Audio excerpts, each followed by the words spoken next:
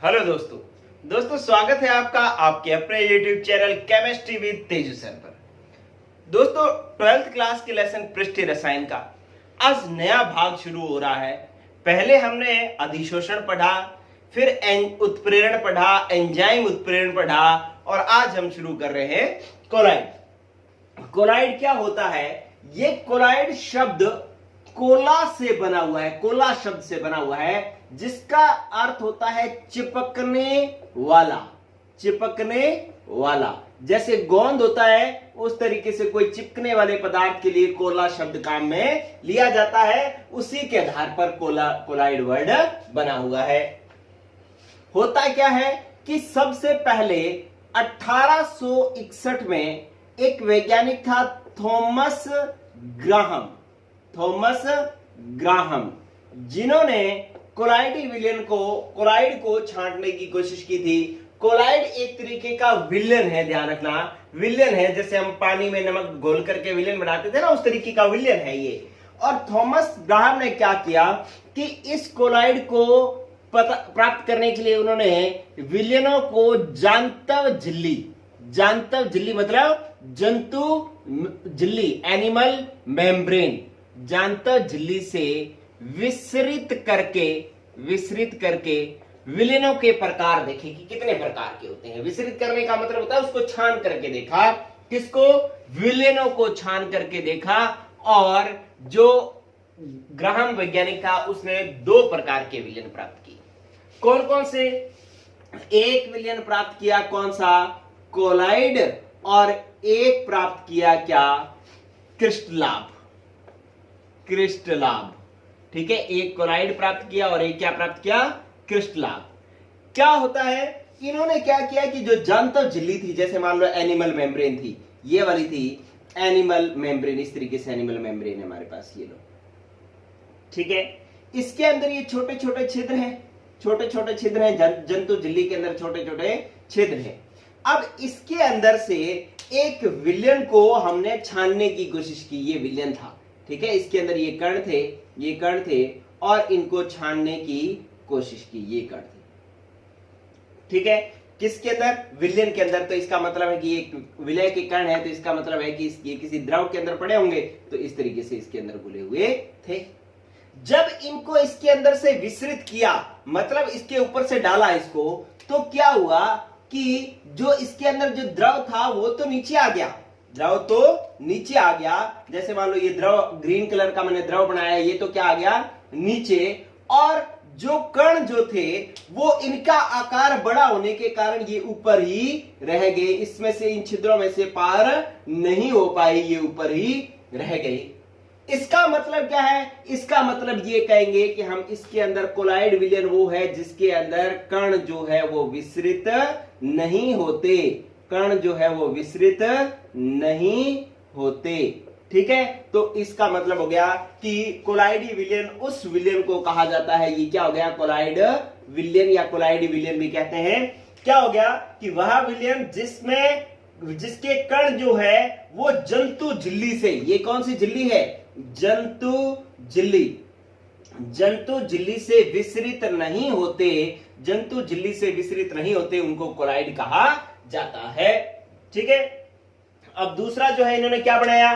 क्रिस्टलाब। और क्रिस्टलाब भी उसी तरीके से बनाओ कि ये इस तरीके से एनिमल मेम्ब्रेन थी, जंतु झिल्ली थी। ठीक है, और इसके अंदर ये छोटे छोटे छिद्र थे। और जब इसको क्या किया गया? इस नए विलेन जो हमने बनाया है, उस विलेन को जब इसमें से छाना गया, विसरित किया गया, तो इसके कण जो थे वो छोटे थे, यूं छोटे थे। ठीक है, तो जब इसको इसमें से छाना गया तो क्या हुआ कि विलय जो मतलब ग्रीन कलर का जो माध्यम है वो भी तो नीचे चला गया, पार हो गया इस कणों में से। और जो ये कण जो थे छोटे छोटे, ये भी इसमें से पार होकर के, जैसे छोटे से थे, छिद्र के आकार से छोटे थे, तो ये इसमें से निकल करके जो है वो क्या आ गए? इसमें से पार हो गए और वो भी नीचे आ गए। तो हम इसको क्या कहेंगे कि ये जो कण है, इसके जो इस विलेन के जो कण है वो जंतु झिल्ली से विसरित हो जाते हैं। जंतु झिल्ली से विसरित हो जाते हैं। विसरित हो जाने का मतलब इसमें से पार हो जाते हैं। ठीक है, तो इस विलयन को क्या कहा गया? क्रिस्टलाभ कहा गया। तो बस अब आपको कोलाइडी विलयन पता लग गया कि वह विलयन जिसके कण जो है जंतु झिल्ली से विसरित नहीं होते उनको कोलाइडी के विलयन कहा जाता है, और वह विलयन जिसके कण जो है वो जंतु झिल्ली से विसरित हो जाते हैं उनको हम क्रिस्टलाभ कहते हैं।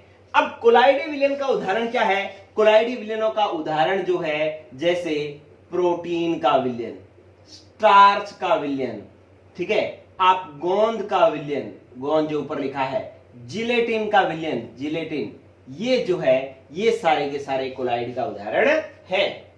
और क्रिस्टलाभ क्या है? क्रिस्टलाभ का उदाहरण है जैसे मैंने लिखा NaCl नमक का जलीय विलयन, शर्करा का जलीय विलयन, ठीक है, यूरिया का जलीय विलयन। इस तरीके से ये जो विलयन है वो क्रिस्टलाभ विलयन के उदाहरण हैं। चलो अब जब इस पूरे को कहानी को देखा ना, ये समझ में आ गया, बिल्कुल आसान सी कहानी थी। जब इस पूरी कहानी को देखा तो यहां पर लोचा किसका है? लोचा है कण के आकार का, कि यहां पर कण का आकार बड़ा है इसलिए वो इसमें से पार नहीं हो रहा। जंतु झिल्ली के छिद्रों का आकार तो उतना ही है, यहां पर कणों का आकार जो है वो बड़ा है तो इसमें से पार नहीं हो रहा, और इसमें कणों का आकार छोटा है इसलिए इसमें से पार हो रहा है। ठीक है, तो लोचा किसका है? कणों के आकार का। इसका मतलब हो गया कि ये जो है कोई स्थायी विलयन नहीं है। कोलाइडी विलयन स्थायी विलयन नहीं है, क्रिस्टलाभ विलयन स्थायी विलयन नहीं है। आप इसके कणों को छोटा कर दो तो पार हो जाएंगे, यही कोलाइड जो है क्रिस्टलाभ में बदल जाएगा। इसके कणों को बड़े कर दो, ये पार नहीं होंगे तो ये क्या बन जाएगा? कोलाइड बन जाएगा। तो इसका मतलब है ये स्थायी नहीं है। कोलाइड को क्रिस्टलाभ में और क्रिस्टलाभ को कोलाइड में बदला जा सकता है। आप कहोगे सर बताओ, एग्जाम्पल बताओ इसका, तो मैं एग्जाम्पल बता देता हूं। आप इसका स्क्रीनशॉट ले लें, बहुत ही शानदार तरीके से, आसानी से समझने वाला। आप जब नोट्स बनाओ तब भी ऐसा ही बना लेना, बस आपको कई लाइनें लिखने की, लाइनें याद करने की जरूरत नहीं है, लाइनें हमने अपने आप बनानी है। चलिए अब हम ऐसा उदाहरण पढ़ते हैं जिसके अंदर कोलाइड और क्रिस्टलाभ जो है वो एक दूसरे में अंतर परिवर्तित हो सकते हैं। तो मैंने दो भाग लिख लिए, एक लिख दिया कोलाइड और एक लिख दिया क्रिस्टलाभ। क्रिस्टलाभ, ठीक है, आपके पास नमकी था NaCl, इसको अगर आप जल में घोलो ना, ये पूरी तरीके से घुल जाता है, छोटे छोटे कण बन जाते हैं। तो अपने पास अगर इसको जल में घोलो तो इसके NaCl के छोटे छोटे कण बन जाते हैं और उसमें से विसरित हो जाता है। तो विलयन कैसा बन गया? NaCl का जल में विलयन क्या बन गया? क्रिस्टलाभ। लेकिन अगर इसी NaCl को मैं बेंजीन में घोल दूं, बेंजीन, तो बेंजीन में ये पूरी तरीके से घुलता नहीं है, इसके बड़े बड़े कण रह जाते हैं। अब इसके अंदर इसका आकार बड़ा होगा तो छनेगा नहीं, मतलब उसमें से पार नहीं होगा तो हम उसको क्या कहेंगे? कोलाइड। ठीक है, इसी तरीके से फिनोल्फ्थलीन का जो विलयन बनाया, अगर अपने फिनोल्फ्थलीन का अगर विलयन बनाए तो फिनोल्फ्थलीन का बेंजीन में जो विलयन है ना, अगर बेंजीन में घोलो तो ये पूरी तरीके से घुल जाता है, और पूरी तरीके से घुल जाएगा तो छोटे छोटे कण हो जाएंगे, तो उसमें से पार हो जाएंगे तो हम उसको क्रिस्टलाभ कहेंगे। लेकिन अगर इसको अपने जल में घोल दें तो जल में ये पूरी तरीके से घुलता नहीं है। आपने विलियन लेसन में समान को घोलता है वाली थ्योरी पढ़ी होगी कि ध्रुवीय ध्रुवीय में घुलता है, अध्रुवीय में घुलता है। तो यहाँ पर NaCl ध्रुवीय था और जल भी ध्रुवीय था, तो ध्रुवीय जब घुल गए तो कण का आकार छोटा हो गया और उसमें से पार हो गए, इसलिए क्रिस्टलाभ। अब ये NaCl ध्रुवीय, बेंजीन अध्रुवीय, इसके अंदर डाला तो ये पूरी तरीके से घुला नहीं, कण का आकार क्या रह गया? बड़ा रह गया, तो उसमें से पार नहीं हुआ तो हमने उसको कोलाइड कह दिया। ठीक है, तो इस आधार पर जो कोलाइड विलयन है वो क्या हो गए कि एक कण के आकार की प्रावस्था हो गई, जिसे हम एक दूसरे में बदल सकते हैं। ठीक है दोस्तों, तो ये हुआ आपके पास एक बार कोलाइड का, ग्राहम का जो वर्गीकरण था वो, लेकिन आपने ये भी देख लिया कि ये स्पष्ट नहीं है। तो अब क्या किया गया कि लेकिन ग्राहम के प्रयोग से एक बात समझ में आ गई कि एक कणों के आकार का लोचा है। ठीक है, तो अपने कणों के आकार के आधार पर जो है विलयनों को वर्गीकृत करते हैं। साफ कर दूं मैं इसको, चलिए साफ करता हूं। अब देखो आप, इसने कणों के आकार के आधार पर विलयनों को जो है 3 प्रकार में वर्गीकृत किया गया। बाद में कौन कौन से, पहला प्रकार जो था वो था हमारे पास वास्तविक विलयन। वास्तविक विलयन।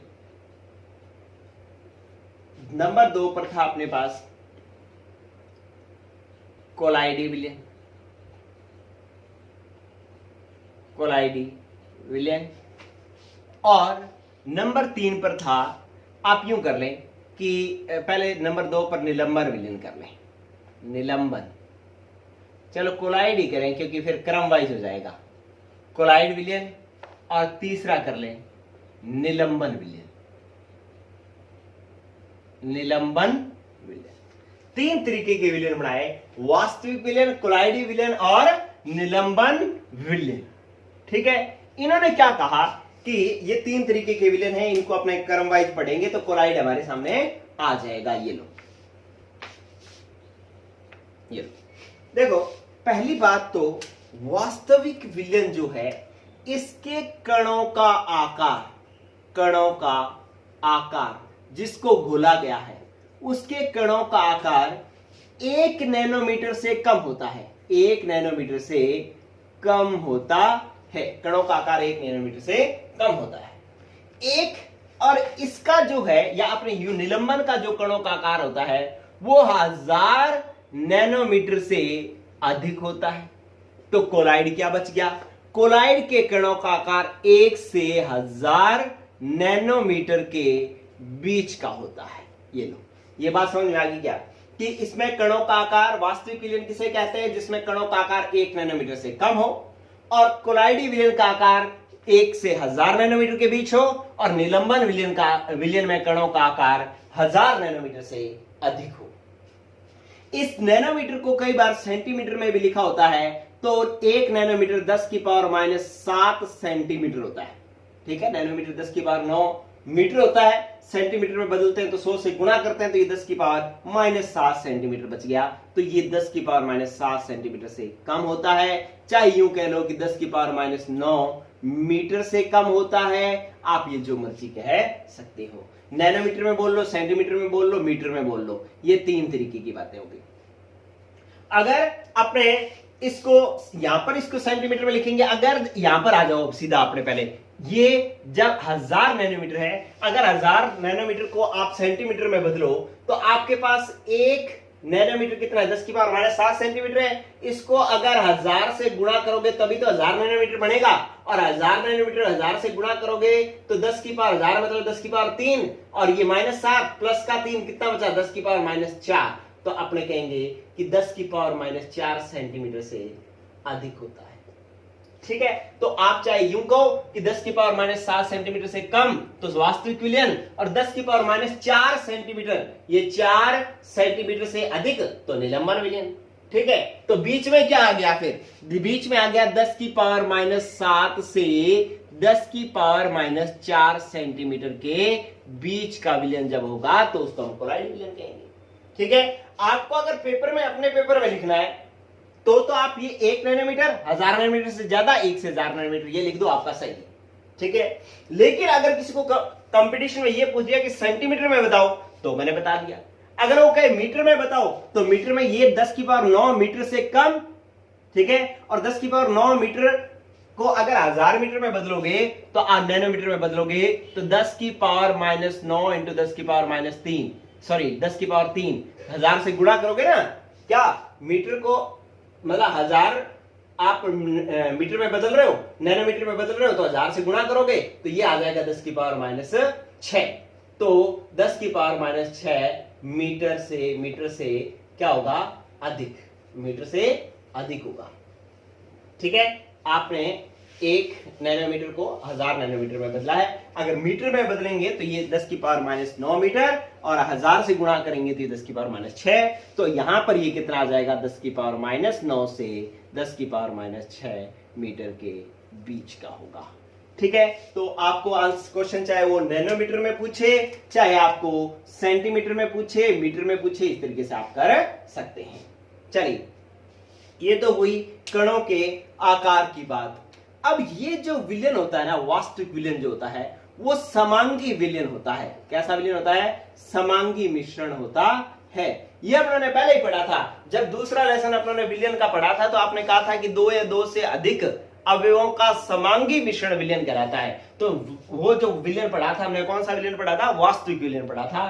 तो ये समांगी मिश्रण होता है। और यहां पर जो है कोलाइडी विलयन कैसा मिश्रण होता है? विषमांगी होता है। ध्यान रखना, इससे कई बार क्वेश्चन पूछा गया है। ये कोलाइडी विलयन कैसा मिश्रण होता है? विषमांगी मिश्रण होता है। और निलंबन भी कैसा होता है? विषमांगी होता है, क्योंकि कणों के आकार जो है वो बड़ा होता जा रहा है। ये विषमांगी मिश्रण होता है।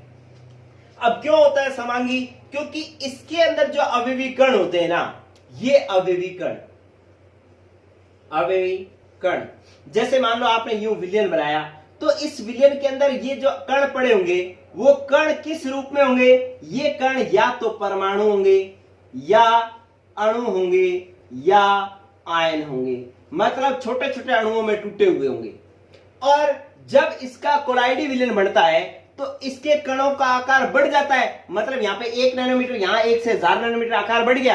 यह आकार बढ़ क्यों जाता है? क्योंकि यहाँ पर जो कण है वो आपस में क्या करते हैं कि वो कई कणों का एक पुंज बना लेते हैं। कई आयन, कई परमाणु या कई अणु मिलकर के क्या बना लेते हैं? एक समूह बना लेते हैं इस तरीके से। और इस समूह का आकार जो है वो कितना हो जाता है? कितना होता है? 1 से 1000 नैनोमीटर के बीच हो जाता है। 1 से 1000 नैनोमीटर के बीच हो जाता है। ठीक है, तो इसलिए यहां पर जो है वो कण किस रूप में रहते हैं? परमाणु, अणु या आयन जो है एक समूह बनाकर रहते हैं। तो किसी समूह में कम कण भी हो सकते हैं, किसी में ज्यादा हो सकते हैं, इसलिए ये विषमांगी तंत्र होता है। और यहां पर सारे एक समान होते हैं, इसलिए ये समांगी तंत्र होता है। ठीक है, और इसके अंदर भी जो है वो एक बड़े बड़े समूह होते हैं। इसके अंदर इससे भी बड़े बड़े समूह होते हैं जिनका आकार 1000 नैनोमीटर से भी क्या होता है? अधिक होता है। तो ये क्या हो जाता है? निलंबन। इसको और बड़े बड़े बनाना आप। चलिए, ये इस तरीके से कण हो जाते हैं, 1000 नैनोमीटर से ज्यादा हो जाते हैं। चलिए अब देखो, जब इनके कणों का आकार छोटा होता है, कणों का आकार छोटा होने की वजह से ये इसके अंदर ऐसे घूमते रहते हैं। ये इन पर गुरुत्वाकर्षण बल काम नहीं करता।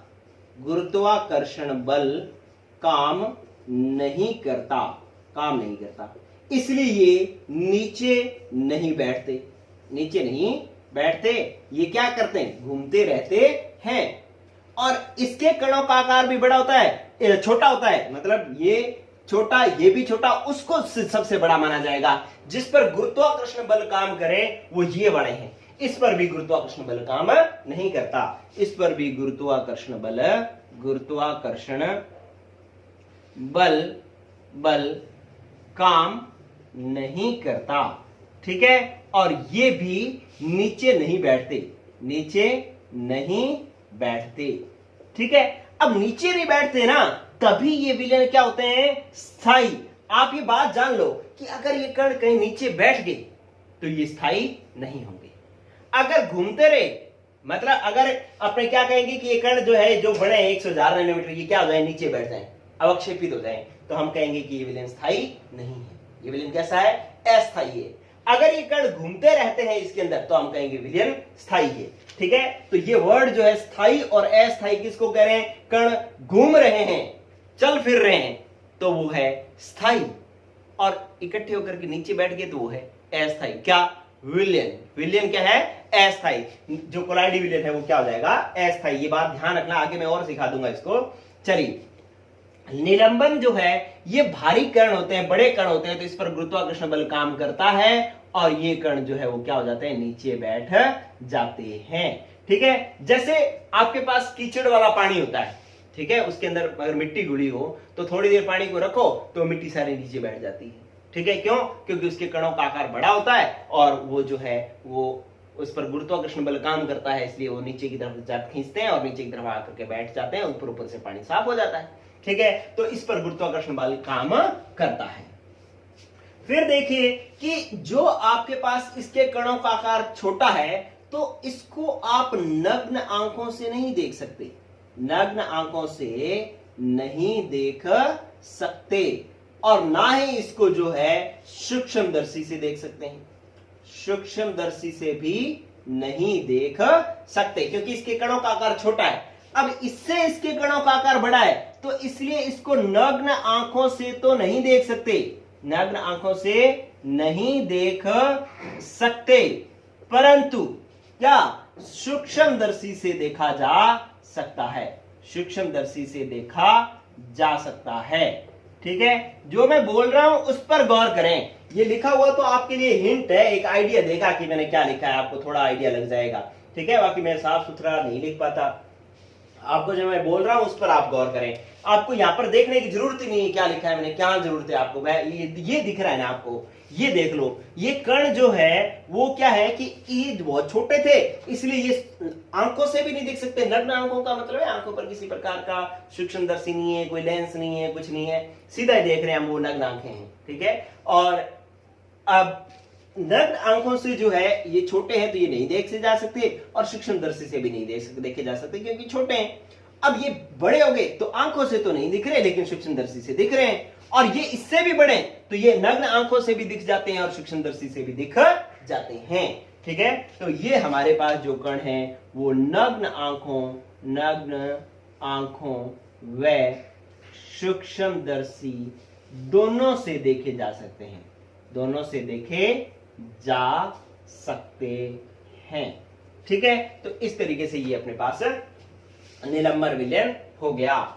चलिए, अब इसका उदाहरण जो है आपको मैंने बताया था कि NaCl का जलीय विलयन, शर्करा का जलीय विलयन, ये सारे के सारे इसके उदाहरण है। और कोलाइडी विलयन का क्या उदाहरण है? कोलाइडी विलयनों का उदाहरण जो है आप जो मर्जी देख लो, मैंने अभी बताया था प्रोटीन, दूध, पनीर, मक्खन, धुंध, कोहरा, ये सारे के सारे कोलाइडी विलयनों के उदाहरण हैं। मैं अभी सारे बताऊंगा। ठीक है, प्रोटीन, दूध, ठीक है, पनीर, मक्खन, ठीक है, और धुंध, कोहरा, ये सारे के सारे जो है कोलाइडी विलयनों के उदाहरण है। ठीक है, नहीं समझ में आ रहा तो आपको पता तो लगी क्या क्या कह रहा हूं मैं। चलिए, और निलंबन जो मैंने अभी बताया क्या, मिट्टी वाला पानी, मिट्टी वाला पानी, जिससे मिट्टी के कण बड़े होते हैं जो गुरुत्वाकर्षण के कारण नीचे बैठ जाते हैं। ये हुआ आपके पास। अब हमें कुछ कोलाइडी विलयन के बारे में और कुछ बातें पता लगने लगी है, क्योंकि लेसन तो हमारा ये है, ये तो हमने ये क्या है ये जानने के लिए ये और ये पढ़ा, लेसन तो हमारा ये है। अब ये जो कोलाइडी विलयन है, अब इसके बारे में बात करें तो आप अलग अलग पॉइंट जान लें कि इसके कणों का आकार 1 से 1000 नैनोमीटर के बीच में होता है, ध्यान रखना।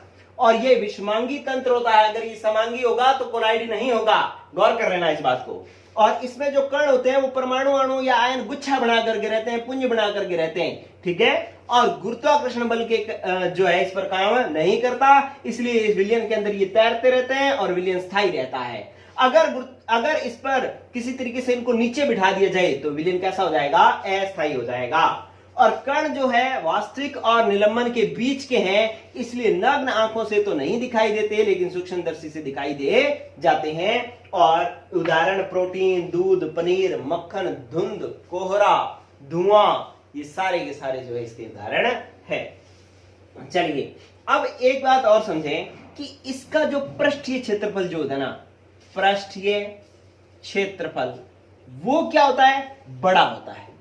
पृष्ठीय क्षेत्रफल बड़ा होता है। अब बड़ा होने के कारण ये अच्छे अधिशोषक का काम भी करते हैं। आपको पता है जिसका पृष्ठीय क्षेत्रफल ज्यादा होता है वो अच्छे अधिशोषक होते हैं। ठीक है दोस्तों, तो ये आपने कोलाइडी विलयन के बारे में पढ़ा। अब थोड़ी बात और समझ लेते हैं, ये साफ कर दूं मैं। चलिए, अब कोलाइडी विलयन की कौन कौन सी प्रावस्थाएं होती हैं, साफ कर रहा हूं मैं एक बार इसको। चलिए, आप इसको बढ़िया तरीके से स्क्रीनशॉट ले लेना, और वैसे आप कोशिश करना एक बार स्क्रीनशॉट ले लो और नोट्स अपने आप ही बनाओ, अपने आप लिखो। कोई चीज अगर नहीं ध्यान में आती तो वीडियो को देखो लिखने के लिए, तो ठीक है, पहले एक बार पूरी अच्छे से गौर करके वीडियो देख लो, फिर अपने आप नोट्स बनाओ। अगर उसमें कोई चीज भूलते हो तो वीडियो को आगे पीछे करके वो पॉइंट देख लो। ठीक है, तो यही बढ़िया तरीका रहता है, क्योंकि थ्योरी का लेसन है, और थ्योरी जो है वो हम जितना अपने माइंड पर विश्वास रखेंगे, अपने दिमाग पर जितना विश्वास रखेंगे उतनी याद रहेगी। ठीक है, अगर आप जैसे अगर मान लो कोई डेरिवेशन है, तो वो तो एक के बाद अगला स्टेप अपने आप ही आ जाता है। लेकिन ये थ्योरी है, थ्योरी में एक स्टेप के बाद अगला स्टेप जो है वो याद रखना पड़ता है। अब याद रखने के लिए आपको क्या करना पड़ेगा, अपने दिमाग पर पूरा विश्वास रखना पड़ेगा कि आप पहले देख लो, बिल्कुल कॉन्फिडेंट होकर के वीडियो देख लो, और उसके बाद खुद नोट्स बनाओ, और उसमें फिर कहीं आप अटको तो जो है वीडियो दोबारा देख करके वो पॉइंट देख करके लिख लो। ठीक है, पहले खुद नोट्स बनाने की कोशिश कीजिए। चलिए, अब आपको कोलाइड के बारे में पता लग गया। अब इसका मतलब है कोलाइड भी एक विलयन है। कोलाइड भी क्या है, एक विलयन है। और जब विलयन है तो विलयन को कैसे बनाया जाएगा? विलयन को उसी तरीके से बनाया जाएगा जैसे हम पहले बनाते आए हैं। क्या करेंगे कि एक पात्र लेंगे, और ये बात समझ लेना क्योंकि इसी पर आधारित अब आगे फिल्म चलेगी पूरी। इसके अंदर एक माध्यम लेंगे जिसके अंदर हम, जैसे मान लो पानी लेते थे, विलयन में अपने पानी लेते थे, अब कोलाइड विलयन में भी अपने एक माध्यम ले लिया। अब इसके अंदर हम क्या करते हैं, अभी कणों को घोलते हैं। ये कणों को घोल दिया इसके अंदर, ये लो। इन कणों का आकार कितना बोल दे, याद हो जाना चाहिए। अब तो कितना होना चाहिए, 1 से 1000 नैनोमीटर के बीच होना चाहिए। तो अब ये देखें कि जिसमें घुला गया है उसको तो अपने कहते हैं परिक्षेपण, परिक्षेपण माध्यम। ठीक है, आप इसको विलयन में, वास्तविक विलयन में इसको क्या कहते थे, विलायक। जो विलायक होता था वो कोलाइडी विलयन में क्या कहलाता है, परिक्षेपण माध्यम। मतलब जिसमें घोला जाता है, जिसमें घोला जाता है वो हमारा क्या हो गया, परिक्षेपण माध्यम। और ये अवयव ऐसा होगा जो अधिक मात्रा में उपस्थित होगा, अधिक मात्रा में उपस्थित होगा। और इसी प्रकार से ये जो कण है, जिस पदार्थ के कण हमने इसमें घोले हैं वो क्या है, परिक्षिप्त। ये वर्ड अच्छे से देखो, क्या लिखना है, परिक्षिप्त परावस्था। क्या है, परिक्षिप्त परावस्था। जो वास्तविक विलयन में हमारे पास जो विलय हुआ करता था वो कोलाइडी विलयन में क्या कहलाएगी, परिक्षिप्त परावस्था। ये मैं अच्छे से क्यों बता रहा हूं, क्योंकि आगे मैं यही शब्द काम में लूंगा, ये ध्यान रखना। ये क्या है, परिक्षेपण माध्यम, ये क्या है, परिक्षिप्त परावस्था। अच्छा, अब जो परिक्षिप्त परावस्था है वो क्या है कि जिससे घोला जाता है, जिससे घोला जाता है वो कहलाती है परिक्षिप्त परावस्था। और इसकी मात्रा जो है वो क्या होती है, इसकी मात्रा होती है कम, परिक्षेपण माध्यम की मात्रा होती है अधिक। ठीक है, जैसे एक उदाहरण दे बोला मैंने, एक उदाहरण लिख रहा हूं मैंने लिखा सिल्वर का जलीय कोलाइड, सिल्वर का जलीय कोलाइड, ये बोला। तो इसका मतलब Ag सिल्वर जो है वो क्या है, इसके अंदर परिक्षिप्त परावस्था है, परिक्षिप्त परावस्था है। और जल जो है इसमें क्या है, वो है परिक्षेपण, परिक्षेपण माध्यम है, परिक्षेपण माध्यम है। ठीक है, तो इस तरीके से आपको, जब मैं आगे जितने भी एग्जांपल लिखूंगा तो उस तरीके से आपको समझ में आना चाहिए कि सिल्वर का जलीय कोलाइड का मतलब है परिक्षिप्त परावस्था। विलय कौन है, सिल्वर। किसमें घोला गया है, जल में, तो जल क्या हो गया, परिक्षेपण माध्यम। ये आपको पता लगा कोलाइडी विलयन की परिक्षिप्त परावस्था और परिक्षेपण माध्यम के बारे में। अब क्या होता है दोस्तों कि परिक्षेपण माध्यम कौन सा है, परिक्षेपण माध्यम कौन सा है, मतलब कोलाइडी कणों को किसने घोला गया है, इस आधार पर कोलाइडी विलयनों को कुछ नाम दे दिए जाते हैं। जैसे आपके पास एक कोलाइडी विलयन है जिसका नाम होता है हाइड्रोसोल, हाइड्रोसोल, या हम इसको एक्वासोल भी कहते हैं, हाइड्रोसोल या एक्वासोल। तो इसका मतलब क्या हो गया, इसके अंदर परिक्षेपण माध्यम कौन है, परिक्षेपण माध्यम। हाइड्रोसोल कौन से विलयन को कहेंगे, जिसमें परिक्षेपण माध्यम जो है वो क्या हो, जल हो। जिसमें परिक्षेपण माध्यम जल हो तो उसको अपने हाइड्रोसोल या एक्वासोल कह देते हैं। तो अब मेरे को बता दो कि एल्कोसोल किसे कहेंगे, एल्कोसोल किसे कहेंगे। अरे बच्चों किसको कहेंगे, जिसके अंदर परिक्षेपण माध्यम एल्कोहल हो उसको हम एल्कोसोल कहेंगे। और जिसके अंदर परिक्षेपण माध्यम जो है वो बेंजीन हो उसको अपने कहेंगे बेंजोसोल। क्या कहेंगे?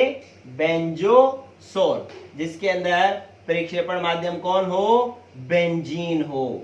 ठीक है। और एक आपको ये भी देखो, जैसे एरोसोल, एरोसोल, ठीक है।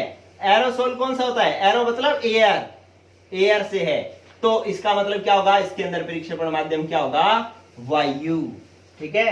तो परिक्षेपण माध्यम क्या है, इसके आधार पर भी इन कोलाइड विलयनों को कुछ नाम दे दिए जाते हैं। ये नाम आगे सीधे वर्ड यूज आएंगे तो आपको जो है पता लगना चाहिए। अगर मैं कहीं हाइड्रोसोल या एक्वासोल वर्ड यूज करूंगा तो इसका मतलब परिक्षेपण माध्यम उसमें क्या है? जल है। ठीक है। अगर एल्कोसोल वर्ड यूज करूं तो परिक्षेपण माध्यम अल्कोहल है, और बेंजोसोल वर्ड यूज करूं तो परिक्षेपण माध्यम बेंजीन, एरोसोल तो वायु। ठीक है दोस्तों, तो ये कोलाइड विलयन का एक सामान्य परिचय शुरू हुआ। कल हम पढ़ेंगे कोलाइड विलयनों के वर्गीकरण, फिर बनाने की विधियां, फिर शुद्धिकरण। तो इस तरीके से ये चैप्टर चले, ये जो कोलाइड पार्ट जो है वो चलेगा। ठीक है। आप पढ़ते रहिए। वीडियो अगर आपको अच्छी लगती है तो लाइक करें, कमेंट भी करें और वीडियो शेयर करें। जो दोस्त अभी भी पढ़ना नहीं शुरू किए हैं उनको वीडियो क्या करें? शेयर भी करें। ठीक है। गुड लक दोस्तों, पढ़ते रहो। बाय।